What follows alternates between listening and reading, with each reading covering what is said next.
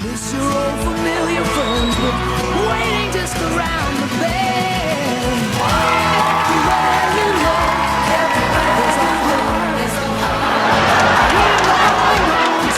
heart. Okay, we'll start with this. Well, Mark Taffet tweeted, I just spoke again with James Ali Beshear. Thank God he has been released from the hospital and is now at home resting and recovering. Beshear is a man of great strength of mind, body, and spirit, and all that is helping him at this time.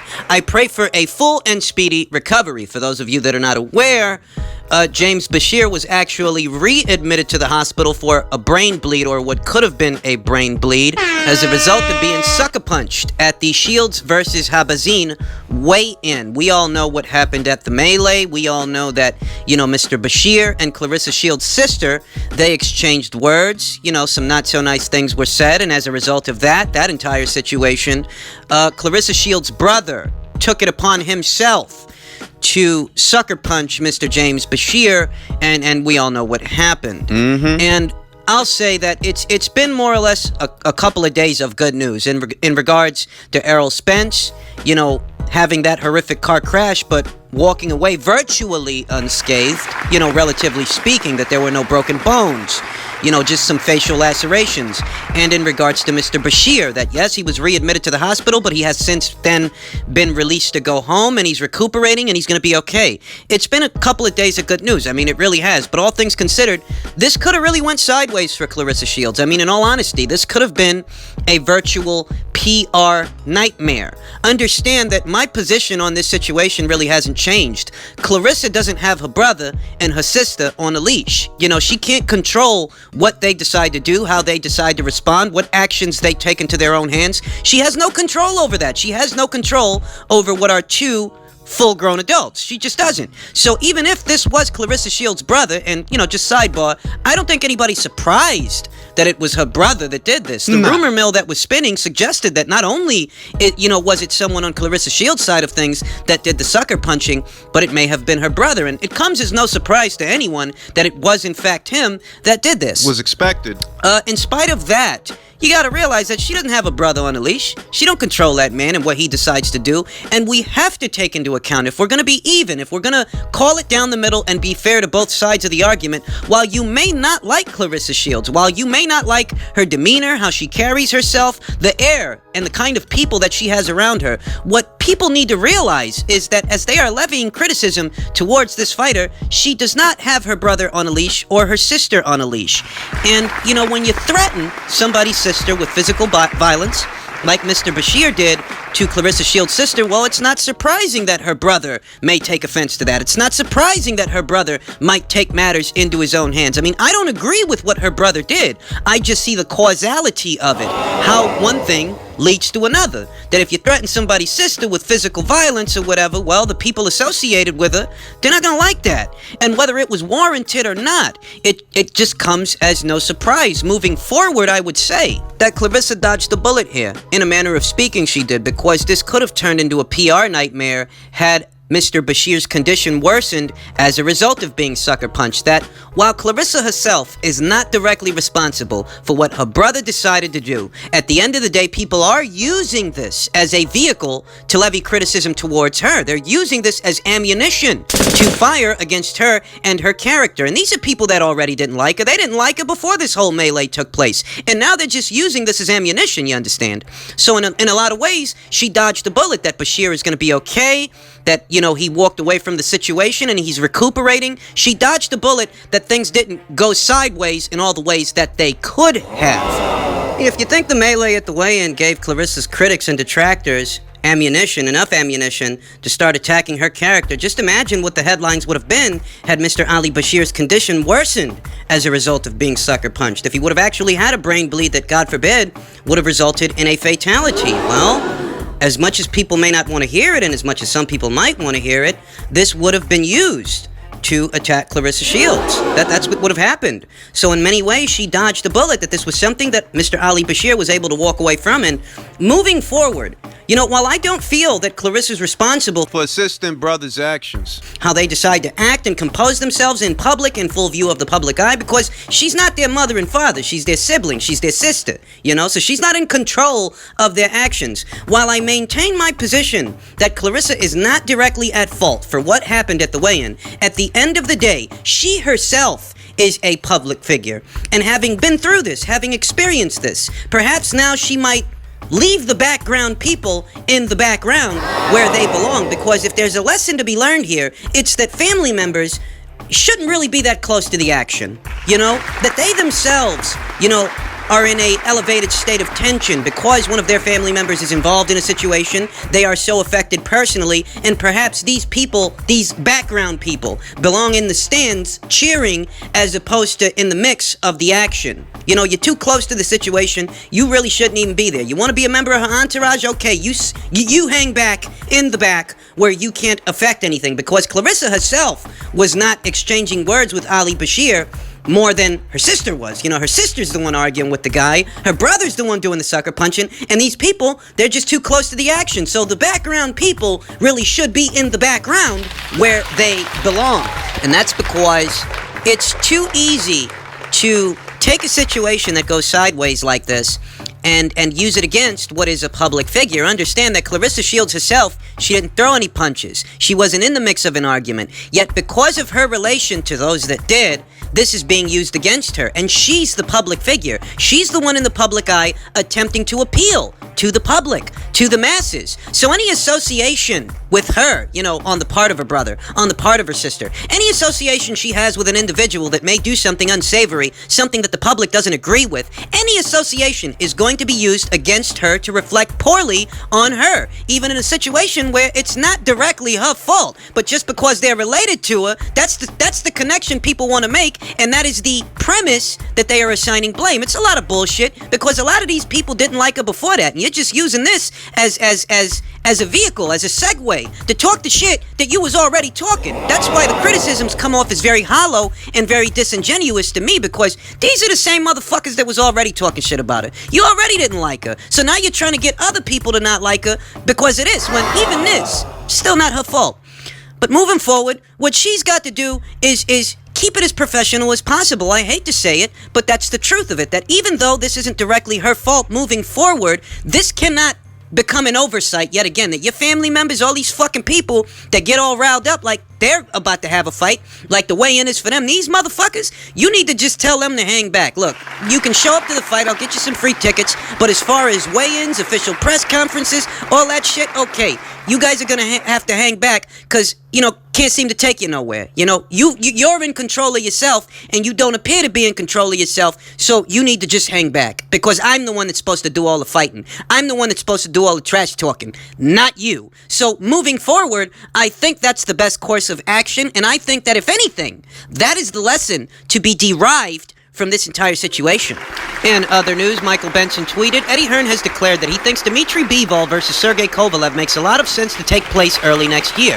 If Canelo beats Kovalev, Bob Arum previously said Kovalev will have 2 bouts on DAZN if he loses. However, goes back to ESPN if he wins. What do I think about that proposition? Well, that's more or less what I thought they were going to do with Sergey. That if Sergey is to have an extended stay at DAZN, provided he loses to Canelo, well, the logical thing to do would be to match him against Dmitry Bivol. Dmitry Bivol, who's a very good fighter, he's already got some very solid names on his resume, but at the end of the day, he doesn't really have that signature fight, that fight that really gets everybody talking, you know. It could be the potential destruction of Sergey Kovalev. It could be that way, though I'm not sure early next year is the right time for that fight. I mean, if you want people to be interested in that match, you have to hypothesize that depending on how Sergey loses to Canelo Alvarez, there may not be any interest in seeing that same Sergey go on to fight Dmitry Bivol. You know, what if Canelo flattens this guy? I mean, what if it happens that way? The perception moving forward from that would be that, well, if Canelo can do that, and Canelo's not even really a light heavyweight, of course Dimitri's going to beat him, and the interest in the match could be nominal, it could be minimal. So I'm assuming that if Sergey were to lose to Canelo, he'd have a little tune-up fight thereafter, and the time and the place for that tune-up fight would be early next year on DAZN, that they'd give him one gimme fight, one confidence-building, tune-up kind of fight before throwing him in there with Dimitri Bivol, because, well, if you just lost to Canelo, Yeah. of course you're going to lose to Bivol. That's how people are going to look at that fight. I mean, I think that there would be some interest in it, but, it really all hinges on how Sergey loses to Canelo, if he loses to him at all. That's another matter entirely. A lot of people are treating the situation as if it's a foregone conclusion that Canelo beats Sergey Kovalev, and I don't think they're looking at that fight in the right way. I don't think they're looking at it in the right spectrum. We know that currently, Demetrius Andrade, the WBO's middleweight champion, he's been voicing a lot of opinions. He's very upset that he keeps getting passed over by all these fighters that are supposed to be better than he is, yet they never give him the time of day the way they gave some others the time of day. That, okay, well, if Canelo's okay to fight for WBO titles against Liam Smith, why wasn't he okay to become an undisputed champion against me? And I understand the frustration. I get that. I really do. But don't tell me that Sergey Kovalev is a cherry pick for a guy like Canelo. I'm just, you're not going to sell me that one. I understand Andrade's concerns and the concerns of some of the fans, but I'll reiterate, if you want to pick a cherry, you don't need to go to 175 to do it. And the notion that Sergey Kovalev is a cherry pick for Canelo Alvarez, need I remind you, Canelo is a guy who you're not going to beat on the cards. You're just not. That if you're relying on the judges' scorecards to determine the victor, well, you're leaving the door open for something funny to happen. And that kind of a situation would involve an Andrade before it would involve a Kovalev. That's right, because Sergey Kovalev stands a better chance of knocking out Canelo Alvarez, taking it out of the judges' hands and their funny scorecards. Exactly. Sergey Kovalev is a bigger puncher, a bigger guy overall than Demetrius Andrade. Thus, the threat level is higher with a Kovalev than it is with an Andrade, because Andrade, for all his virtues, he's not the biggest puncher. A fight between Canelo and Andrade would likely go to the scorecards. It would. And if it did, don't be surprised if they come back funny, because that's happened before. So, if Canelo wanted to pick a cherry, he's not going to pick a guy who stands a good chance of knocking him out. I mean, that's the only perspective I have on this, that Canelo Alvarez and the threat level of his opponents all hinges on which one of them can take it out of the judge's hands. And Sergey stands a better chance of doing that than Andrade. So I'm sorry, but I can't agree with Demetrius Andrade or many of the fans out there who seem to think that Sergey is a cherry, whereas some others are not. No, Sergey's not a cherry, okay? What Sergey is a light heavyweight who just knocked out an undefeated contender. And granted that there was some adversity, there was some difficulty there, that Anthony Yarde did hurt Sergey Kovalev. Don't forget, Anthony Yarde is a light heavyweight, a career light heavyweight, whereas Canelo Alvarez is not. Canelo Alvarez is a guy who's going from 160 to 175, quote unquote, daring to be great. And we've seen how that's been working out for a lot of guys, haven't we? Mikey Garcia, Guillermo Rigondeaux, Cal Brook, Mir Khan, okay? We see what happens when a guy, quote-unquote, dares to be great. That's the threat level, folks. That's the threat level associated with Canelo versus Kovalev. So while I may understand Andrade's frustration, I just can't agree that Sergey is somehow the path of least resistance. No, Sergey stands a better chance of knocking out Canelo than you do, okay? You fight him, it goes to the scorecards, you might fuck around and get robbed. Whereas Sergey, maybe Sergey, can take it out of their hands. Just one man's opinion. Feel free to disagree. Now, just in regards to the plight of Demetrius Andrade, the WBO middleweight champion who's been very vocal the last 2 days or so on social media over what fights haven't happened yet and why. That fans are complaining about, his quality of competition overlooking the circumstances. That Billy Joe Saunders, for example, was actually afforded the opportunity to face Demetrius Andrade even after their fight fell apart, even after that whole situation with the Flonase and the commission, all this stuff. Saunders was actually afforded the opportunity to fight Demetrius Andrade for what was once his title. And what Billy decided to do was Billy decided to go up to super middleweight to fight a guy with even less of a profile than Demetrius Andrade, Shafat Isufi, for what was the vacant WBO title, the vacant title that Zurdo Ramirez had left behind. People are talking about a Golovkin fight, a Canelo fight, a fight with Jermall Charlo, that they actually reached out to Jermall Charlo to try to make a fight, some time ago, and Jermall and Ronnie Shields, they passed on that opportunity. I'll tell you this much. Canelo Alvarez, I don't think he can be accused of choosing the path of least resistance. I don't think he can, because, I reiterate, Sergey stands a better chance of knocking out Canelo than Demetrius. But a guy like Gennady Golovkin, he doesn't really have that excuse. We know what Gennady Golovkin is likely to do next. We know that they're petitioning to have a fight with Kamil Zirimata qualify as a mandatory defense via the IBF. We know that's what he's doing, but what happens thereafter for Gennady Golovkin? I mean, how long can Golovkin's fans criticize a fighter like Demetrius Andrade for what's not on his resume, while simultaneously give Gennady Golovkin a pass for not fighting him? I mean, this is a real issue that Demetrius Andrade is facing. I'm not trying to convince you that his resume is a who's who of solid fighters. It's not. But a part of the reason that is because a guy like Gennady Golovkin doesn't look at him as a priority. I mean, it is the truth. Gennady Golovkin hasn't moved anywhere. You know, he's not going up to 175 like Canelo is. He's not going up to 168. After that Kamil Zirimata fight, it's conceivable that he's going to continue to campaign as a middleweight. And if he is, why not unify with Demetrius Andrade? And why are Golovkin's fans giving him a pass to not fight him? I don't understand that. I can't criticize Andrade while at the same time give a guy like Gennady Golovkin excuses not to fight him. That makes no sense. You know, I think what makes sense for Demetrius Andrade, in all honesty, is after his next fight, regardless of who it is, because it might turn out to be a rematch with Alantez Fox. He's the next highest ranked contender in the WBO's ranked standings. It was supposed to be Butler, but Butler skipped out on Andrade to fight Murata. We talked about it here on the channel. And, you know, I think that what needs to happen for Andrade, and what needs to happen for a lot of guys, is, you know, I'd like to see a Demetrius Andrade versus Think of something. Sergey Derevianchenko, for example. I think that's a fight that makes sense. I think that fight makes sense. I think that Sergey might actually be receptive to a world title opportunity, yet another world title opportunity. He had one with Daniel Jacobs.